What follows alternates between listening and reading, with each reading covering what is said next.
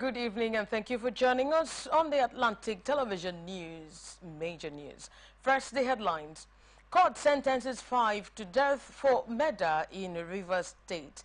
Tinubu presents APC flag to Edo-Guba candidate. P2B seeks a review of 2024 budget. CBN to sack 19 directors. UK rejects Russia election results. Ruga speaks on jealousy in music industry. CAF quarter-final fixture date, times confirmed.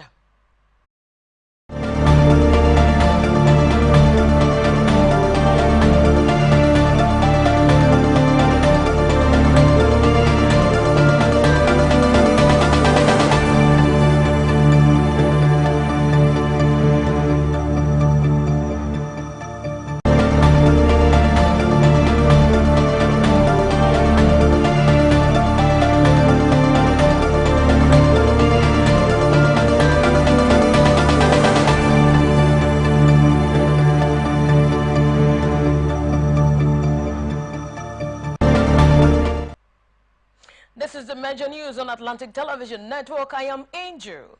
Welcome, and now the details of the news. Rivers State High Court sitting in Port Harcourt has convicted and sentenced to death 5 individuals for murder of Umezrike Alex, the Onelga Security Peace Advisory Committee, commander of Omudioga community in Emoha local government area of the state. OSPAC is a local vigilante group resident in some communities and different local government areas of Rivers State. Okechukwu Oji from Atale community in Obiakwa local government area. Igwe Promise, Ihanyu Igwe, Morrison Igwe, all from Omudioga in Emoha local government area, and Goodness Mandi from Akwa Ibom State, were convicted on charges including conspiracy, cultism, murder, and illegal possession of firearms. The trial judge, Justice Sirika Apirioku, acquitted the 6th defendant, Alex Diwe. Justice Apirioku confirmed that the prosecution led by SN Edeth proved its case against the 5 convicts. Following the conviction, the judge sentenced the convicts to death by hanging or alternatively administration of a lethal injection until confirmed dead. The court emphasized that the convicted individuals not only murdered the OSPAC commander, but were also involved in kidnapping and other criminal activities across the state prior to their arrest and prosecution. The late Omudioga OSPAC commander Alex was brutally murdered and dismembered by cultists in 2021 for his efforts in combating criminal activities in the area. Federal High Court sitting in Port Harcourt, Rivers State has adjourned a suit filed by civil society organizations in the state against the embattled 25 lawmakers led by Martin to April 26 for hearing. The trial judge, Justice Stephen Yopam, announced the adjournment after hearing from counsels involved in the case, stating that the delay was to allow all parties to submit their respective processes to ensure fairness and avoid any claims of insufficient opportunity. Justice Yopam instructed all counsels to complete their service processes and respond to each other before the newly adjourned date. Speaking to reporters outside the courtroom, Eugene Ode, representing the CSOs, explained that some parties had filed preliminary objections challenging the court's jurisdiction to hear the substantive matter. He also noted that some counsels had yet to file responses leading to the adjournment. The civil society organizations had filed the case to seek interpretation of Section 109 of the 1999 Constitution of the Federal Republic of Nigeria, questioning whether lawmakers in the Rivers State House of Assembly who defected from the People's Democratic Party to the All Progressive Congress retain their legal right to remain as lawmakers of their constituencies. Among other prayers, the CSOs are also seeking to restrain Governor Sim Fubara from presenting the 2024 budget to the lawmakers who defected from PDP to APC and whose seats have been declared vacant. Public affairs analyst Comrade Wenke Emmanuel has condemned the recent development by teenagers who have claimed that they joined cultism in a bid to shield their mothers from abusive lovers and relationships. The analysts encourage youth in the state to refrain from taking laws into their hands and also shun cultism, no matter the socio-economic situation. Speaking on Atlantic Television Society Watch, public affairs analyst Comrade Wenke Emmanuel maintained that adults, especially with younger children, must learn to lead exemplary lives in order not to make a bait for misconduct among the children. We expect that adults as they are, they should have managed their emotions very well. If they had issues with the guys' mothers, they would have known how to resolve it, especially in the face of the fact that these women already have children, probably from them or from other men. He also frowned at the misconduct of the teenagers and their involvement in cultism. Ango, is it the instruction of her mother for you to go and beat up her lover? I don't know if you understand what I'm saying. So that in the future, it might not be another issue between mother and daughter, mother and son, who will now say that, did I ask you to go and beat him up? Did I ask you to go and kill my lover? Who sent you? I didn't send you. And then the boy will now go back again to take briefs from his court supervisors and say, now the new enemies have changed. It's now my mom, you know. And he will go back. That is because that is very funny. It shouldn't be anything to talk about in the public.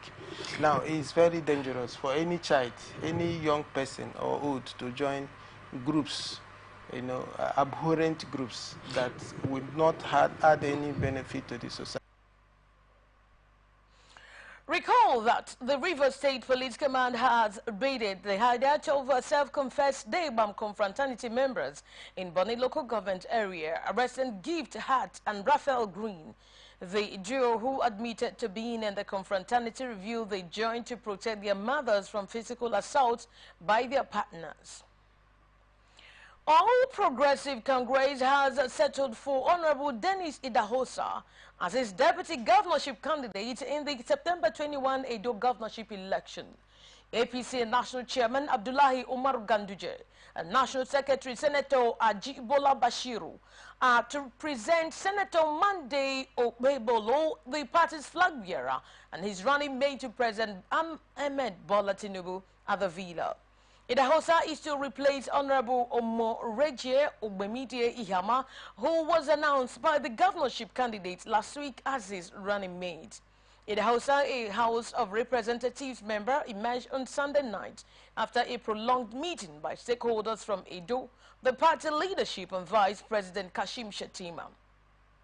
Also in the meeting were the party's flag bearer, Senator Monday Okpebolo, former Edo Governor, Senator Adams Oshomele, and Honorable Idahosa. Idahosa lost a ticket to Okpebolo following the controversies that they greeted the party's shadows election of February 1, later concluded on February 21. President Bola Tinubu on Monday met the leadership of the Edo State chapter of the All Progressive Congress at the State House Abuja. Monday's meeting was meant to address disagreements brewing in Edo APC for weeks now and officially present the party's flag to its candidate in the September 2024 governorship elections, Monday Okpebolo and his running mate Dennis Idahosa. The delegation was led to the Villa by the APC chairman Dr. Abdullahi Ganduje. While the full details of the closed-door talks remain unclear, our correspondent learned that Idahosa has been asked to withdraw his court case against Okpebolo's candidature. The primary election through which Okpebolo emerged as a candidate has been mired in controversy. Idahosa was first declared the party's nominee by the governor, Hope Uzodinma-led committee. The first round of voting saw the trio of Okpebolo, Idahosa and Dekeri lay claim to the party's governorship ticket. Consequently, the party's National Working Committee declared the exercise inconclusive owing to several irregularities. Also present at the meeting was a senator representing Edo North Senatorial District, Adams Oshomole, and former representative of Edo South on the Senate, Matthew Uhogide, among others. Anambra State Governor Professor Chukwuma Soludo has reaffirmed his administration's determination to deliver on his promises to the people. Speaking during a Thanksgiving service to mark his 2 years in office, Soludo explained that, despite the lean resources at his disposal, His administration is determined to rebuild the state to regain its pride of place among the states of the Federation through the prioritization of the 5 cardinal agenda of his administration. He listed the agenda to include security, law and order, infrastructure and economic agenda, human capital development, social agenda and environment. He said that his administration has put together a master plan for urban regeneration through the statewide water scheme and infrastructure development. He also hinted on plans to link up Nnewi and Ekulobia to the capital of city of Awka with dual carriageways. According to the governor, human capital development remains Anambra State's greatest asset, noting that appointments and the recruitment of teachers as well as the One Youth Two Skills program were not based on ethnicity, religious or political affiliation, but strictly on merit. He assured that his government would not relent in pursuing the plan to deliver the livelihood, the livable and prosperous homeland. Delivering a homily during the service, the Catholic Bishop of Awka Diocese, Most Reverend Paulinus Eze Okafo, reflected on the 2 years of the governor in office and commended him for finding it worthy to conduct a Thanksgiving service to mark the occasion. Lagos State Government and the Federal Housing Authority have promised to synergize and collaborate to provide affordable housing for Lagos residents and Nigerians in the diaspora. The promise was made on Saturday by the Lagos State Governor Babajide Sanwo-Olu and the Managing Director, Chief Executive Officer of the Federal Housing Authority, Oyetunde Ojo, during a courtesy visit by management of FHA to the Governor at the Lagos House Marina. Governor Babajide Sanwo-Olu said the vision of the Federal House Authority is in line with the objective of the Lagos State Government to provide housing needs for various strata of the economy, noting that his administration in the last 4.5 years has commissioned 18 different housing estates projects in different parts of the state to reduce housing deficit in Lagos State. Now, speaking earlier, Oyetunde Ojo said affordable housing for Nigerians is very key in the renewed hope agenda of President Bola Tinubu. Lagos State Governor Babajide Sanwo-Olu on Monday joined the former Secretary General of the Commonwealth, Emeka Anyoko, Afenifere Chieftain P.A. Ayo Adebanjo, members of the National Assembly, former governors and eminent national leaders to demand for a new Nigerian constitution that will reflect true federalism and address the problem of the country. They said Nigeria has 2 options in getting a truly federal constitution by either adopting the recommendations of the 2014 National Confab or go for a relatively inexpensive constituent assembly on a non-party basis for producing a widely desired constitution for Nigerians. Sanwo-Olu and the eminent national leaders spoke on Monday during the National Constitutional Dialogue organized by the Patriots, a pan-Nigerian group of eminent national leaders of thought with the theme, Lawful Procedures for Actualizing a People's Constitution for Nigeria, in honor of the late renowned constitutional lawyer, Professor Ben Nwabueze. The event held at the Nigeria Institute of International Affairs, Victoria Island, Lagos, was attended by Governor Sanwo-Olu, Chief Anyoko Pa Adebanjo, the Secretary of the Lagos State Government, Senators Aminu Tambuwal and Benga Daniel, former governors Kayode Femi, Ekiti, Rotimi Amechi Rivers, amongst others. Speaking at the event, Governor Sanwo-Olu backed the agitation for a true federal constitution for Nigeria to dissolve power to the state and charge the National Assembly to put a legal framework in place for the birth of a new constitution that will be determined by the Nigerian people.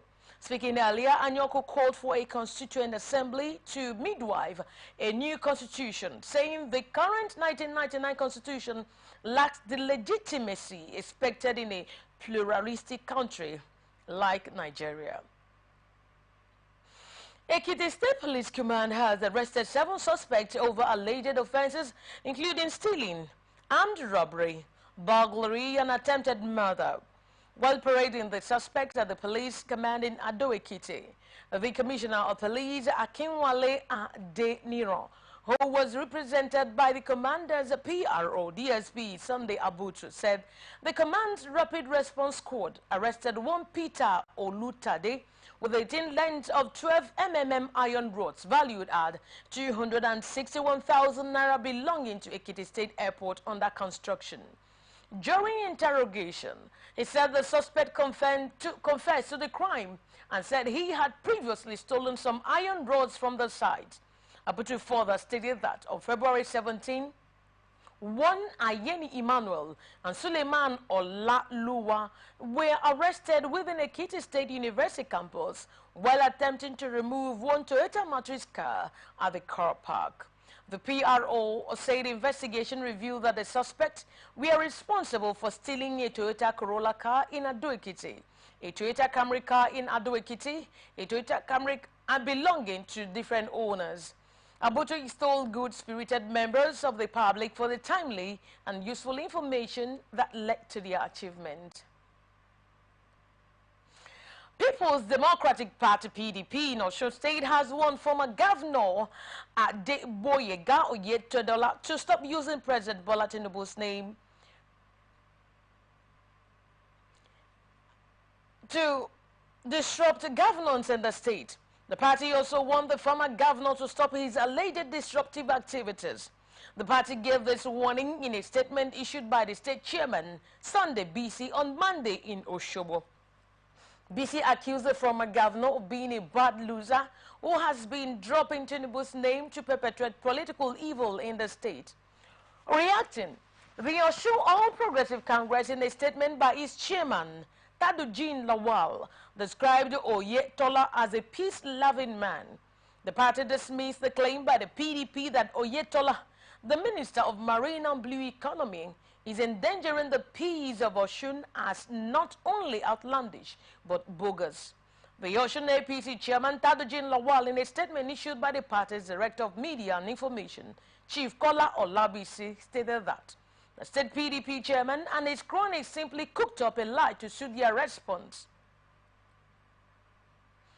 Joint Action Committee of the Senior Staff Association of Nigeria Universities and Non-Academic Staff Union of Joseph San Juan Ataka University, Markodi, formerly Federal University of Agriculture, Markodi, joined their counterparts nationwide on a 7-day warning strike on Monday. A correspondent who visited the school observed that the two unions commenced a strike after an emergency congress held on Monday, March 18, 2024, according to a letter jointly signed by the chairpersons of the unions, Mo Ruth and Sir Giri Moses San, and Nasu said Jack waited patiently to the expiration of the ultimatum without positive response to the demands of the unions. The unions, in the later address to the Vice-Chancellor of the university, tagged commencement of 8th 7-day Jack nationwide warning strike. Therefore, craved the indulgence of the university management to understand with SANU and NASU, Justin Branch, as they embark on the warning strike. The union cited some of the issues driving the strike, including renegotiation of 2009 federal government and SANU agreement, reconstitution of governing council of universities, payment of 4 months without salaries, the release of end allowances, and improved funding of their universities.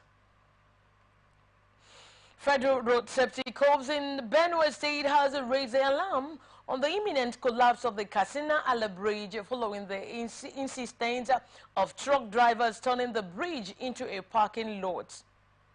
Katsina Ala Unit Commander FRSC RS 4.23 Tenugu Adawa lamented that several warnings on the articulated truck drivers to stop parking on the bridge were ignored. Speaking with journalists in Markodi, the state capital, on Monday, Adawa said parking trailers with contents on the bridge could be dangerous and lead to imminent collapse.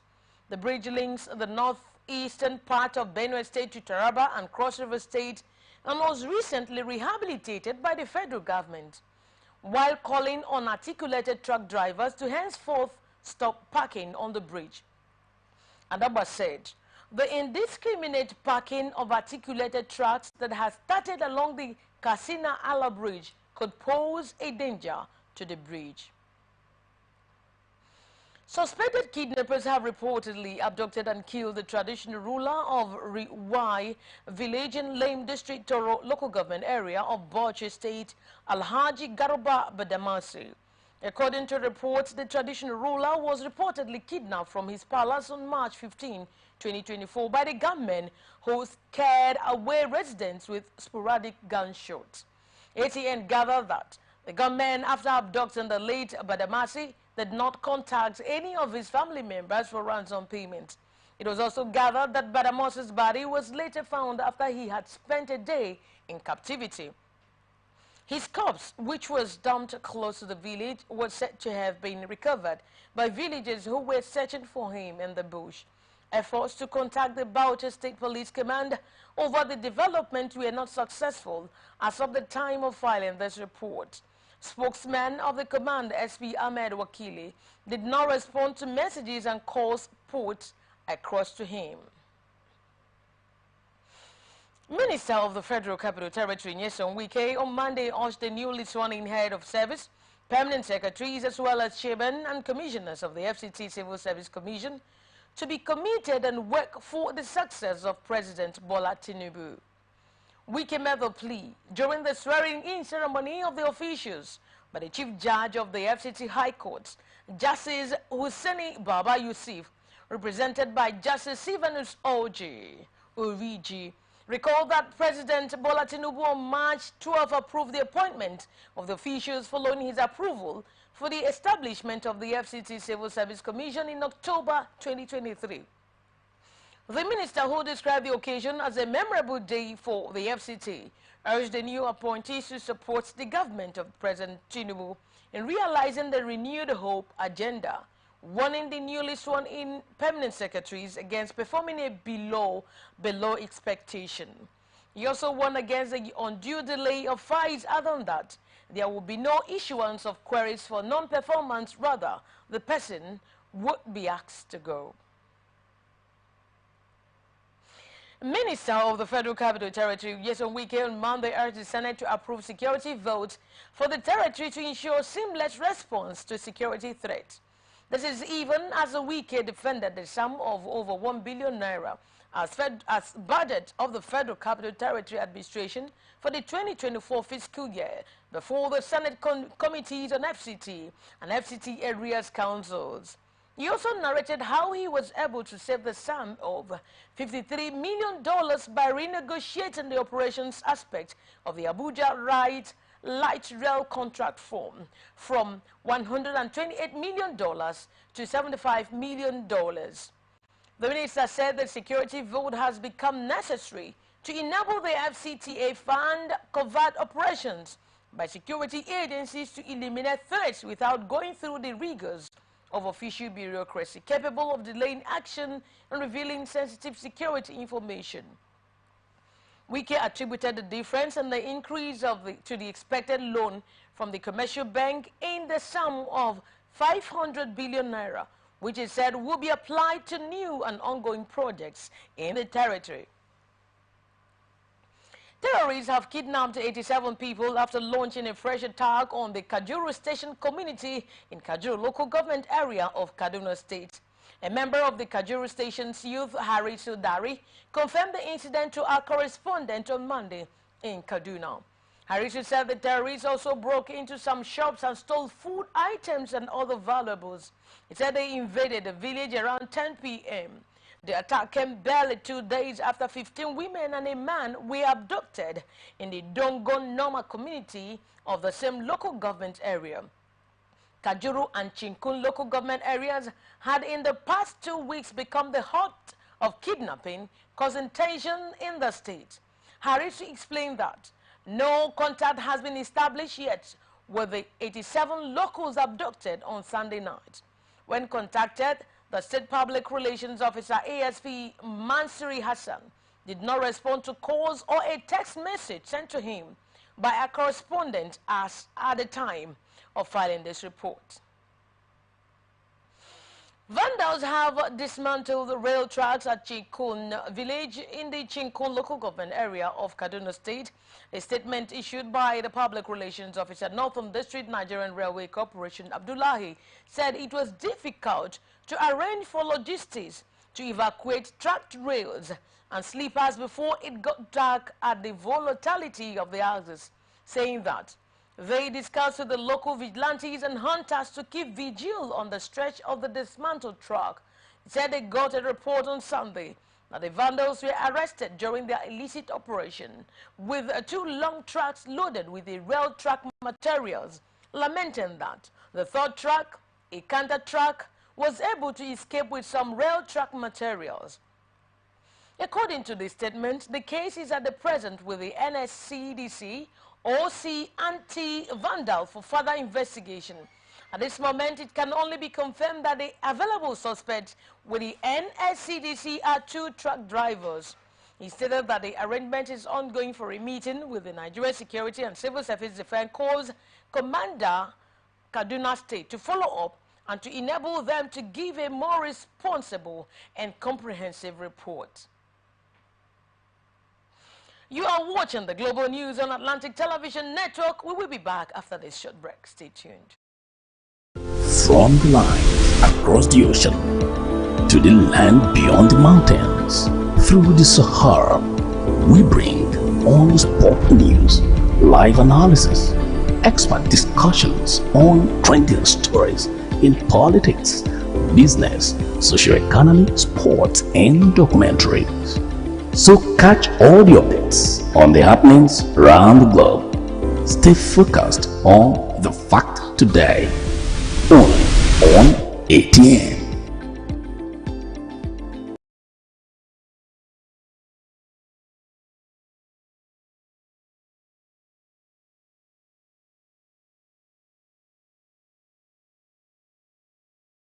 From the line across the ocean to the land beyond.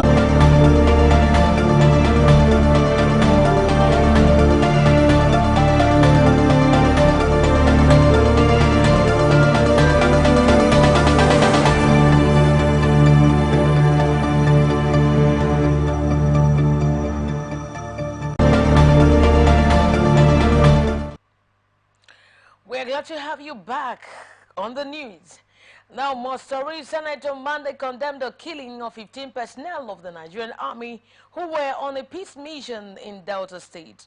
Chairman of the Senate Committee on Media and Public Affairs, Senator Yemi Adaramodu, who gave the condemnation in a statement in Abuja, described the act as a perfidious height of a barbaric and heinous crime. He said the Red Chamber is solidly in support of President Bola Tinubu, saying, charged to the security authorities to smoke out the undesirable outlaws who put off the glowing light of those promising officers and men. Ramodu said the Nigerian Armed Forces need maximum cooperation, prayers and support at this trying period. Public Affairs Analyst Mustafa Enyo Mosan has expressed disappointment over the high level of unaccountability among its public office holders across the country. He was reacting to the allegation made by the Senator for Delta North Senatorial District, Ned Nwoko, who disclosed that he received more than 1 billion naira for constituency projects. The analyst on Atlantic Television Open Conversation maintained that both the future of the nation and its citizens is in gross jeopardy following the concurrent displays of corruption. The people from that constituency, they are not feeling the impact. I was expecting him to name or show what exactly he has done, because it's not by talking. You believe more the things you see. I'm sure that some of the projects he is referring to, they are not projects that is done in his own house, because we know distinguished Senator Ned and his projects, but then again, we don't want to go into that. But what Nigerians are interested in is, show us what you have been doing and show us the template Let us know. And why now?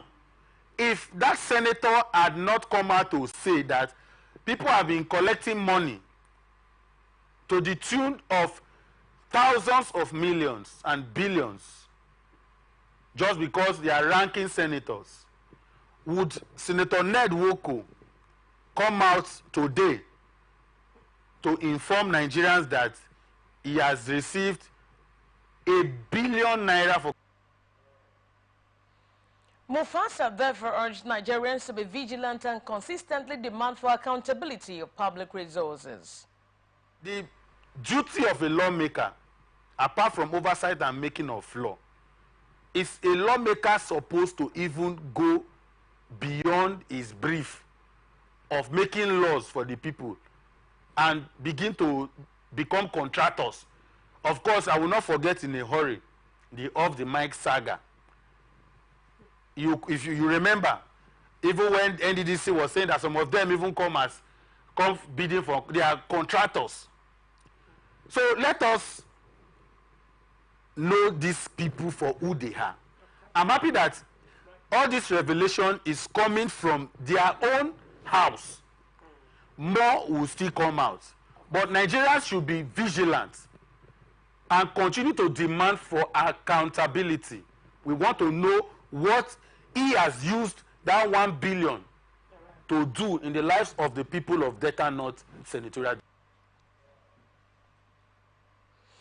Senate Committee Chairman on Finance and Senator representing Niger East, Mohammed Sani, has said that there was nothing like budget padding in the 2024 approved appropriation.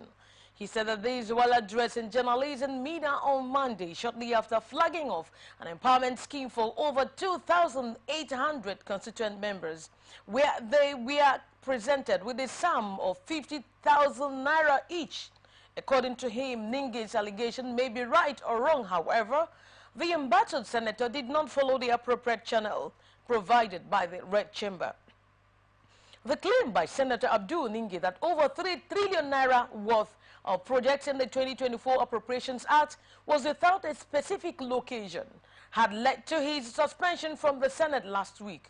While presenting a cash donation of 50,000 naira to his constituent members affected by the activities of bandits in Shiroro area of the state, Sani explained that the gesture would help the victims settle back into life faster than they had envisaged. Although there is currently a growing concern over insecurity in some parts of the state, Sani said that there has been an appreciable gain in the fight against insecurity. He faulted the state government's failure to furnish members of the public with updates on their efforts at providing adequate security, despite concerted effort at nipping the menace in the bud. 2023 Labour Party presidential candidate Peter Obi has called for a total review of the 2024 budget, citing grave concerns over the nation's deteriorating security situation, widespread poverty, food insecurity, and crumbling infrastructure. In a statement on Monday via X handle, Obi's call comes amid controversies surrounding the current budget and its allocation of resources. Urging swift action from both the executive and legislative branches, Obi emphasized the urgency of the matter, stating that the executive and legislative arms should initiate an immediate review of the budget as it is still in early days of implementation in order to enable them to do urgent development of resources to critical areas. Obi noted the need to allocate adequate funding to critical sectors such as security, poverty alleviation, food security, and power supply. Obi highlighted the nation's struggles with hunger, food insecurity, and inadequate power supply. He therefore urged the executive and legislative arms to consider the many challenges facing our nation and reallocate resources to these very critical areas. Committee of Diaspora Chairman of the All Progressive Congress APC has appealed to President Bola Tinubu to intervene in the brewing crisis over the conduct of the election into the United Kingdom chapter. The call is contained in a statement jointly signed by Professor Adeshegu Labinjo and Mr. Bola Babarinde, the Chairman and General Secretary of the committee respectively, on Monday. According to the statement, the speedy intervention of the president is needed following alleged compromise in the conduct of elections into the UK diaspora chapter. The statement said if the situation is not checked, it might lead to unintended and unfavorable outcomes for the diaspora chapter and the party. The statement said that the frosty relationship between CDC APC and the APC headquarters should stop, adding that the diaspora chapters were not in competition with the leadership of the party. The statement also said that it was worrisome that some elements within the party were selling forms to factions of the party in UK without the approval of the interim executives. Senior Staff Association of Nigerian Universities has begun a 7-day warning strike in the Federal Capital Territory. Members of the SANO and the University of Abuja blocked the entrance to the gate of the university on Monday in compliance with the 7-day warning strike. Recall that the Joint Action Committee, JAC, of the Non-Academic Staff Union of Educational and Associated Institutions, NASU, and the SANO directed members to commence a 7-day warning strike on Monday. The directive indicates that there will be a complete blackout in all the universities. Water treatment plants and clinics will be shut down, while those involved in the proposed matriculations in some universities are to stay away from any activities.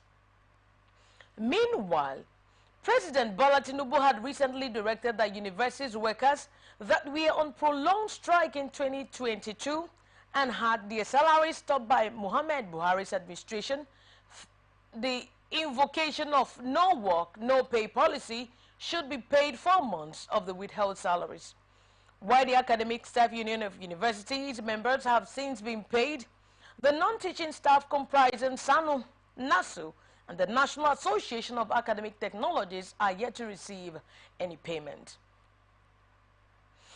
Nigerian Labour Congress says it is in support of the ongoing strike by the Non-Academic Staff Union of Educational and Associated Institutions of the Senior Staff Association of Nigerian Universities and has demanded an immediate payment of the withheld salaries of the aggrieved workers. A statement signed by the NLC President Joe Ajaero on Monday said there had been no credible reason or explanation for withholding those salaries in the first place. Ajaero said the withheld salaries had plunged the members into indescribable hardship. The NLC urged the government to expeditiously pay up their outstanding salaries, advising it not to take for granted the maturity of the unions. Federal government has begun the mass metering of the Nigerian Army formations nationwide. All the flag-off of the exercise at the headquarters of the 9th Brigade of the Nigerian Army, Ikeja military cantonment, at the weekend. Minister of Power Adebayo Adelabu said the exercise would end the era of estimated billions in the power sector. Adelabu added that the exercise will be in phases, with the Ikeja cantonment being the first phase of the exercise. Other than that, the current exercise would last for 6 weeks before the second phase begins. He explained that for the current exercise, the sum of 12.7 billion naira has been released out of a total of 40 billion naira for the mass metering project. The minister, who was received at the Army headquarters by the Commander Major General A.M. Adetuyi and the Chief Executive Officer of the Higher Global Services, Engineer Ashade Olatuboshu, in charge of the metering project, said the current exercise is part of President Bola Tinubu's renewed hope agenda to ensure a regular supply of electricity to army formations nationwide. Minister of Defense Abubakar Badaru and the Minister of Senate for State of Defense Bello Matawale have condemned in strong terms the killing of military personnel during a rescue mission in Okwama community in Ugeli South local government area of Delta State, South Nigeria. This is contained in a statement issued by the Director of Information, Press and Public Relations of the Ministry, Henshaw Ogubike. According to the statement, the minister said the ambush at the Okwama community resulting in the tragic loss of the commanding officer 181 Amphibious Battalion Lieutenant Colonel A.H. Ali, 2 majors, a captain, and 12 soldiers, along with the unfortunate death of a civilian, is a matter of grave concern, noting that the perpetrators must be brought to book. The ministers added that they are committed to safeguarding the security and well-being of all Nigerians and will not tolerate any threat to the nation's sovereignty and stability. Furthermore, they assured Nigerians that every effort will be made to bring the perpetrators to justice. Federal High Court sitting in Abuja on Monday fixed April 18 to hear a 1 billion naira compensation suit filed by Nnamdi Kanu, leader of the proscribed indigenous party of indigenous people of Biafra, against the federal government and Department of the State Services. Justice James Omotosho adjourned the matter after Kanu's counsel, Aloy Ejimako, indicated his interest to respond to a counter-affidavit jointly filed by the DSS and its Director General. Upon resumed hearing, Benga Oladimeji, who appeared for the federal government, informed the court that they were yet to file their response on behalf of the first and second defendant because he was only being notified about the process on Monday morning, though they had been served since March 6. Oladimeji prayed for an adjournment to enable him respond appropriately. But the DSSS lawyer, Abdullahi Danlami, said they had filed their counter-affidavit in opposition to Kanu's plea. Jimako then sought an adjournment to enable him file a further affidavit in response to fresh issues raised by the DSSS in their counter-affidavit. Justice Omotosho adjourned the matter until April 18 for adoption or process. Federal High Court in Abuja has ordered Binance Holdings Limited to provide the Economic and Financial Crimes Commission, EFCC, with the comprehensive data or information of all persons from Nigeria trading on its platform. Justice Emeka Nwite granted the interim order after ruling on the ex parte motion moved by the EFCC lawyer Ekele Ihanacho. The interim order was granted to enable the anti-graft agency unravel the alleged money laundering and terrorism financing on Binance, a cryptocurrency exchange platform. A certified true copy of the ruling, which was delivered on February 29, was cited on Monday. Binance is a cryptocurrency exchange that lists more than 350 cryptocurrencies globally. In addition to cryptocurrency trading, it offers several services that enhance the experience for users and blockchain developers. Before we go on to the business news, let's take a quick break right now. From the line across the ocean to the land beyond the mountains, through the Sahara, we bring all sport news, live analysis, expert discussions on trending stories in politics, business, socio-economy, sports, and documentaries. So catch all the updates on the happenings around the globe. Stay focused on the fact today, only on ATN.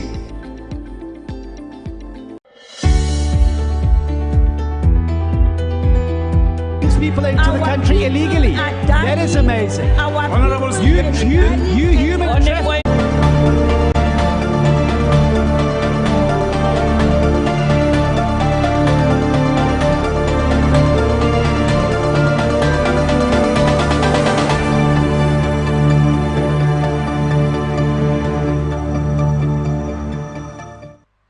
Now on business news, 19 directors at the Central Bank of Nigeria are set to be dismissed in the coming days following the recent termination of 7 directors last Friday. While 2 of the terminated directors have accepted their fate, the other 5 are planning to take legal action against the bank for what they consider to be an unlawful termination of their appointments. The 2 directors who accepted their termination quietly are also facing a case with the Economic and Financial Crimes Commission, EFCC, due to their implication in the Obeze report. The termination letter sent to the 7 directors cited reorganizational and human capital restructuring as the reason for their dismissal, in line with the bank's new strategic direction. The letter stated that their services would no longer be required with the effect from Friday, 15 March 2024, and they were instructed to hand over all bank properties in their possession to their department's administrator immediately. The 5 directors who are contesting their termination are reportedly upset as no wrongdoing has been attributed to them, and they have not been implicated in any misconduct. One of the directors affected has just 2 years and 2 months left in service. A source within the CBN expressed concern over the lack of an exit package for the terminated directors, especially considering their years of service and the absence of any charges or accusations against them. The source also highlighted the loss of 200 years of institutional knowledge and expertise that will result from the dismissal of these experienced directors. World Bank is planning to give Egypt more than $6 billion in financial assistance over the next 3 years to help it meet its development priorities. According to the Washington-based lender, this includes $3 billion for financial support to government programs and $3 billion for the private sector, including mobilization, subject to board approval. Egypt, the Arab world's most populous nation, is in dire need of financial help as it weathers a severe economic crisis marked by rapid inflation. Its economy, which is dominated by military-linked enterprises, has been hit hard by a series of economic shocks, including the recent Houthi attacks on shipping in the Red Sea that have slashed Suez Canal revenues for Egypt and deprived it of a key source of foreign currency. The World Bank Group is comprised of 5 separate agencies which deal with a range of issues, including concessional lending, investment, and insurance. Its current portfolio with Egypt is worth more than $8 billion. His announcement month follows a flurry of recent support pledged by allies, including the United Arab Emirates and also by the International Monetary Fund, the World Bank sister organization in Washington. And now moving on to the international tidbit. Vladimir Putin said Russia would not be intimidated as he hailed an election victory that paved the way for the former spy to become the longest-serving Russian leader in more than 200 years. All of the 71-year-old major opponents are dead, in prison or exiled, as he has overseen an unrelenting crackdown on anybody who publicly opposes his rule or his military offensive in Ukraine. With more than 99% of voting stations having submitted results, Putin had secured 87% of all votes cast. Official election data showed, according to state news agency RIA, it is a record victory in a presidential election where he faced no genuine competition. The 3-day election was marked by a surge in deadly Ukrainian bombardments, incursions into Russian territory by pro-Kyiv sabotage groups, and vandalism at polling stations. The Kremlin had cast the election as a moment for Russians to throw their weight behind a full-scale military operation in Ukraine, where voting was also being staged in Russian-controlled territories. Key Russian ally China on Monday congratulated President Vladimir Putin on his election victory, with 99% of polling stations having submitted results. Putin had secured 87.33% of all votes cast. Official election data showed Monday, according to state news agency IAI. It was a record victory for Putin in a presidential election where he faced no genuine competition. Putin on Monday heaped praise on Beijing, saying he was sure that in the coming years he will only strengthen and build up our relations and achieve common successes for the benefit of the Chinese and Russian peoples. The close ties have deepened even as Russia's brutal invasion of Ukraine has roiled Moscow's relations with Western nations, and China has pointedly refused to condemn its ally attack on its European neighbor. Britain's Foreign Minister David Cameron on Monday said the result of the Russian election showed the depth of the repression under President Vladimir Putin. The Kremlin praised Putin's landslide re-election for a 5th term in office as eloquent confirmation of the people's support. But Cameroon, who on Sunday evening said the election was neither free nor fair, dismissed the poll outcome as undemocratic. The Kremlin has presented the weekend election marred by ballot spoilers and Ukrainian bombardments of border regions as proof Russians back Putin's assault on Ukraine. Cameroon also cited the death of Putin's main political rival, Alexei Navalny, as evidence of the extent of Putin's repression. He added that Russia should immediately release all political prisoners, including British-Russian dual national Vladimir Kara-Murza. 14 bodies were found in a suburb of Haiti's capital, Port-au-Prince, after an attack by gang members who have ravaged the country for weeks. Eyewitnesses said they did not know the circumstances of the death, but noted that the affluent suburb of Pentinville had been under attack by what they said were armed criminals since Monday.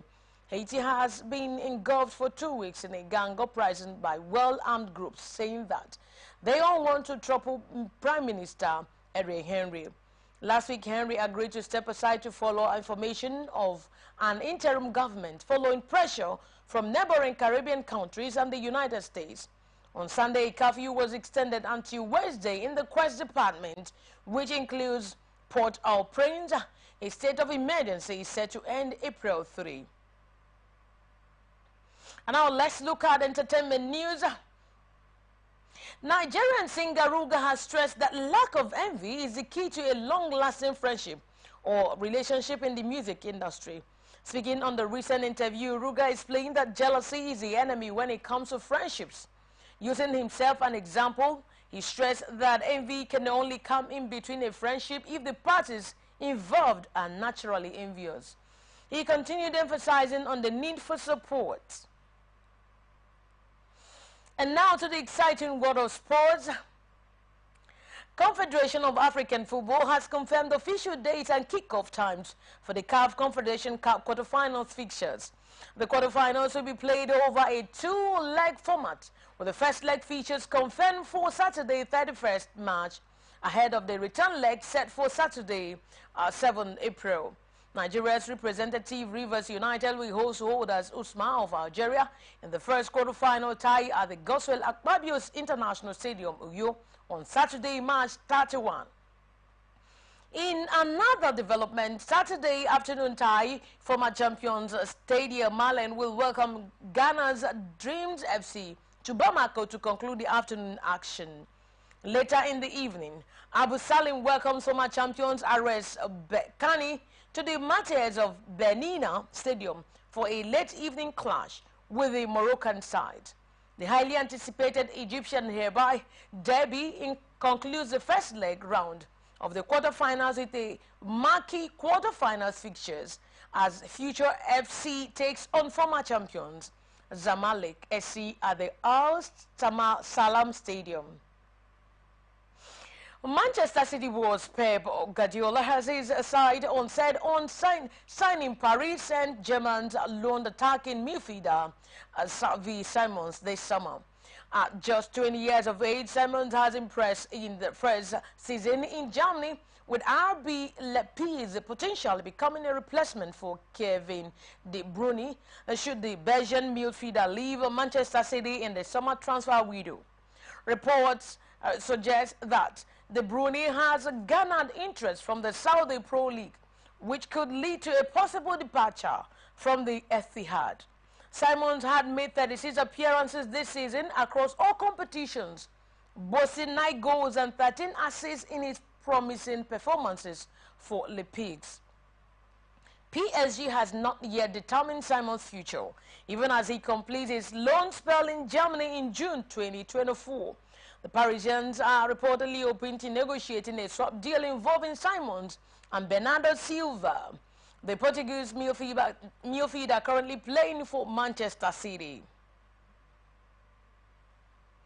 English top flight has announced that Nottingham Forest have been deducted 4 points for breaching Premier League financial rules, dropping the club into the relegation zone. The Premier League said in a statement that Forest had admitted breaching the profitability and sustainability rule threshold of 61 million euros by 34.5 million euros. They are second top flight team to be penalized for PISR breaches this season, after Everton were hit with a 10-point penalty in November, which was reduced to 6 on appeal. The Goldstein Park club are still waiting to discover if they will be hit with another points penalty relating to a second charge. Forest punishment means they drop into the bottom three, 1 point behind Luton and full adrift of Everton. Clubs are usually allowed maximum losses of 105 million euro over a 3-year assessment period, but this is reduced by 22 million euro per season for any seasons within the period spent in the championship. And that's it on the global news for tonight. But before we go, let's take a quick look at the major stories. Court sentences 5 to death for murder in Rivers State. Tinubu present APC flag to Edo Guba candidate. Peter Obi seeks review of 2024 budget. CBN to sack 19 directors. UK rejects Russia election result. Drogat speaks on jealousy in music industry. CAF quarterfinal fixture date, times confirmed. And that's it on the news tonight. I am Angel Okoma, thanking you so very much for watching. You can follow us on our social media on platforms on Twitter at Atlantic TV Net, Facebook and on YouTube at Atlantic Television Network, and Instagram at Atlantic Network. Peace and unity are the pathways to progress. And as for me, I'm wishing you a very wonderful night rest. Good night.